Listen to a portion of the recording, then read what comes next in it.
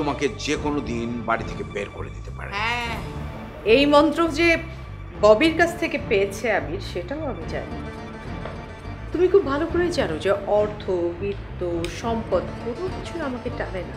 আর যদি টানতো তাহলে তোমার আর আমার মাঝে এই যে যোজন যোজন দূরত্ব, এটা তৈরি হতো না।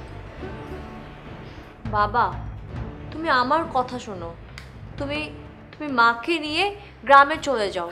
তোমরা দুজন ওখানে অনেক ভালো থাকবে। চুপ করো। আমজাদ, মেয়ের কথাটা মনে নাও, মেনে না নিলেও মনে নাও। মার্কেট, বাড়ি এগুলো হারানোর ভয়ে, অসহায় হয়ে পড়ার ভয়ে একদম নামোজন হয়ে গেছো। আরে, এটা দেখি চোরের মন পুলিশ পুলিশ। মেয়ে একটা পথ দেখিয়েছে, সুখের পথ, শান্তির পথ। আমি শুধু এটাকে সমর্থন করেছি, কিন্তু আমি একবারও বলিনি আমি তোমার সাথে নতুন করে আবার জীবন শুরু করতে চাই। তোমরা দুজন প্ল্যান করে আমার বিরুদ্ধে নেমেছো, দেখি কি করতে পারো। কিছুই করতে পারবে না তোমরা আমার বিরুদ্ধে। বাবা, আমি কেন তোমার বিরুদ্ধে যাব? I am a daughter. আমি তো সবসময় তোমার ভালো চাই। আর তাছাড়া তোমার বুকে আমার শান্তি পাওয়ার কথা, কিন্তু তার বদলে কি পাচ্ছি বলো? তুমি তুমি আমার মাকে কি করেছো? কি বলতে চাও তুমি? তুমি এই মাকে একটা লাইভ ডেড বডি বানিয়ে রেখেছো, আর আমার মাকে তুমি খুন করেছো।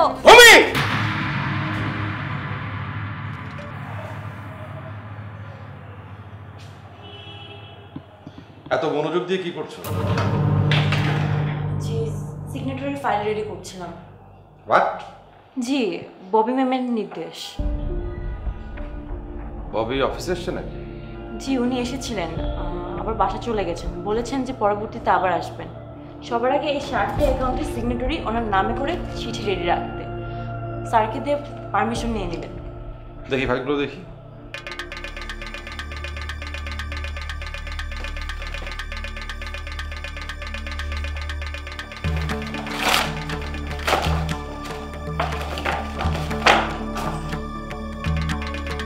ববি আর কি বলেছে? গত 3 মাসে যে 96 কোটি টাকা আপনি নিয়েছেন তার হিসাব চেয়েছে। মানে ওই পেপারসগুলো পেলো কি করে? তুমি না দিলে তো সে পেতো না। কেন তুমি দিয়েছো? দিতে বাধ্য হয়েছি। আমার পারমিশন ছাড়া তুমি কেন দিলে? কহিনুর,